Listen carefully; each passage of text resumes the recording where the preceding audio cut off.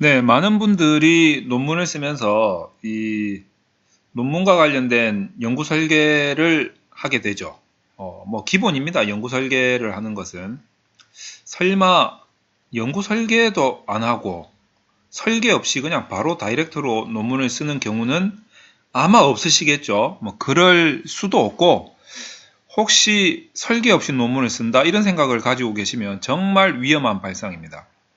논문은 반드시 설계부터 해야 됩니다. 마치 그래서 제가 논문을 쓰는 것은 건축학과 좀 비슷하다. 이렇게 많이 설명을 좀 하고 있습니다. 건축학. 건축에 있어서 예를 들어서 어떤 건물을 이렇게 지으려면 그냥 밑도 끝도 없이 1층부터 우리가 소위 말하는 전문용어로 보르코 쌓아가면서 시멘트 발라가면서 이렇게 할 수는 없단 말이죠. 1층부터 이렇게 막 지어갈 수가 없어요. 제일 먼저 뭐 해야 됩니까? 설계도부터 작성을 해야죠. 자, 두 번째는 뭐냐면 이 설계 도면에 의해서 이렇게 뼈대부터 이렇게 뭐 물론 이제 밑바닥부터 이렇게 이 우리 건축학에서 전문 용어죠. 공구리로 다진다 이런 말을 많이 쓰는데 이렇게 시멘트 넣어가지고 막 이렇게 다집니다. 바닥 공사하죠. 요 안에 이제 무슨 뭐 저 전기 배선 들어갈 거 하고 뭐 여러 가지 이제 각종 관 들어갈 것들, 화장실, 하수구 뭐 이런 것들, 상수도 하수도 이런 거 다 설치해 놓고 시멘트로 덮어 가지고 그 위에다가 이제 이렇게 뭡니까 이거 그 기둥을 세우는 거죠. 쇠로 해가지고 여기다 시멘트 입히고 그러면서 이제 1층 그 다음에 2층 이렇게 쌓아간단 말이죠. 논문도 굉장히 비슷합니다. 건축학하고. 그래서 제일 먼저 설계가 나와야 되죠. 이 설계를 할 때 우리가 이제 뭐 주로 연구 가설, 연구 가설이라고 해가지고 이 귀가 아닙니다. 연구입니다. 연구 가설에 의해서 모형을 만들게 되는데 이 모형이 마치 설계 도면처럼 생겼단 말이죠. 그런데 여러분 생각해 보세요. 이 요새 이 지진 많이 나는 이 한반도 정세에 이 설계도가 그냥 뭐 밑도 끝도 없이 막 설계도 만들겠습니까? 나름대로 엄청나게 조사하고 아 이거 내진이 버틸 수 있을까? 뭐 내진에 대한 대비 그 다음에 이제 어떤 뭐 전기라든지 어떤 뭐 수도와 관련된 이런 부분에 대한 대비 뭐 난방이라든지 냉방이라든지 이런 거에 대한 대비 이런 거 여러 가지 대비를 하면서 설계도 만들잖아요. 똑같습니다. 모형도 이에 따라서 충분한 조사에 의해서 이 모형을 짜야 됩니다. 그런데 여러분들 이제 대부분 보면 논문을 처음 쓰시는 분들 어떻게 생각하냐면 이 모형을 짤 때 설계를 하는 건데 어떻게 하냐면 그냥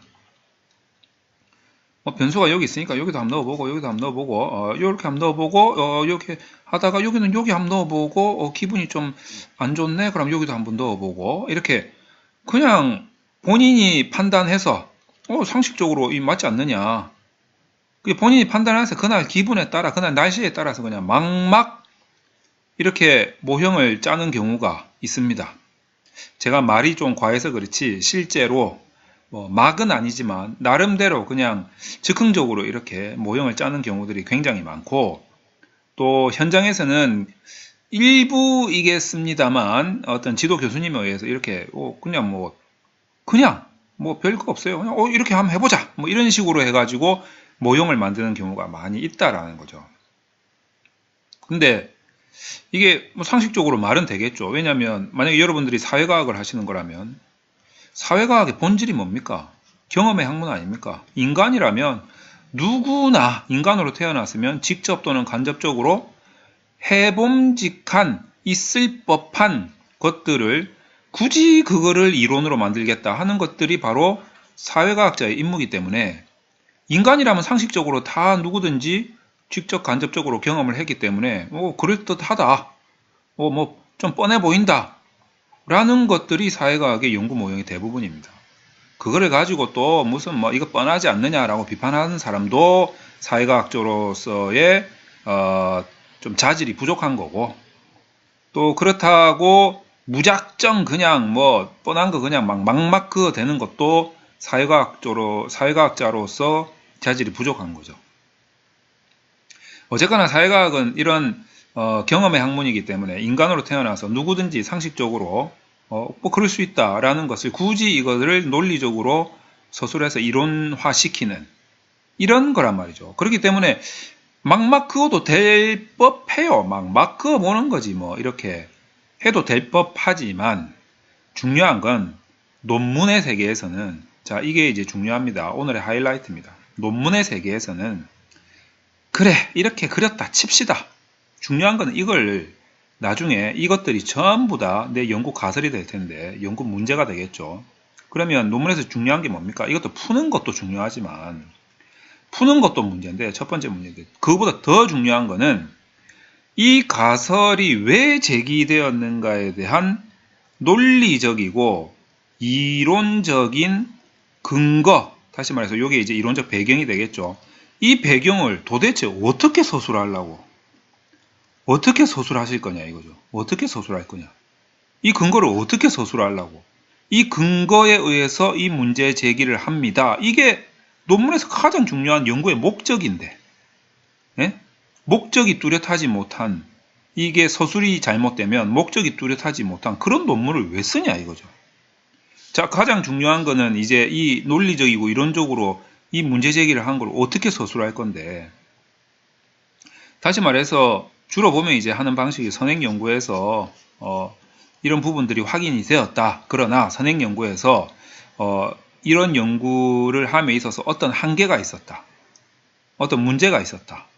뭐 이런 부분들을 논리적으로 유출을 해서 영역적으로 이제 가설을 막 던져야 되는데 그런 선행연구 조사 과정 없이 그냥 책상에 앉아가지고 책상에 앉아가지고 탁상공론이라고 하죠. 탁상공론. 그냥 뭐 한번 해보자 뭐 이렇게 된 거예요. 실질적으로 이런 모형이 나오게 될 수 있었던 선행연구가 다 자기 컴퓨터나 노트북이나 책상에 다 있어야 된다는 거죠. 자, 그런 논리적이고 이론적인 근거 자료에 의해서 이렇게 가설을 던지려면 그러다 보면 이거 하나, 이 가설 하나, 이 가설 하나 화살표를 긋기 위해 밤부터 소쩍새는 그렇게 울었나 보다 이렇게 돼야 되는데 뭐 밤부터 뭐 소쩍새가 울고 뭐 그런 것도 없이 그냥 에라 모르겠다 그거 보자 이렇게 돼버리면 안 된다라는 겁니다. 그게 상식적으로 맞을지라도 항상 이 부분에 대한 그을 수 있는 거에 대한 근거를 찾아 놓고 자료를 확보한 다음에 아니면 적어도 이런 자료가 있다라는 것을 확인한 다음에 뭐 화살표를 긋든가 말든가 이렇게 하셔야 된다는 거죠. 자, 그래서 절대 상식적으로 그게 맞지 않겠나? 뭐 당연한 거 아니야? 한다 하더라도 절대 탁상공론으로 아이디어식으로 이렇게 막 가설을 막 그어대고 이렇게 하지 마시라는 겁니다. 나중에 이 서술하는 게 더 힘듭니다. 자, 그래서 제가 정말 강조하는 건 뭐냐면 이 설계를 할 때 논문을 쓰는 사람들은 주의해야 될 게 뭐냐면 연구 설계를 할 때 항상 앞에 서술을 어떻게 하지? 앞에 이 서술을 내가 어떻게 해야 되지? 이 부분이 가장 중요한데 나의 연구의 목적인데 이거를 머릿속에 항상 담아두면서 설계를 하셔야 된다는 거죠. 정말 중요합니다. 그래서 오늘 제가 정말 강조하는 거는 연구 설계를 할 때 꼭 생각을 하세요. 이거 앞에서 어떻게 근거를 설명을 하지? 그 부분을 꼭 신경을 쓰시라는 거죠. 서술, 논문은요. 분석 잘하고 통계 잘하고 백날 잘한다고 해서 되는 문제가 아닙니다. 서술이 돼야 됩니다. 서술이. 논리적으로.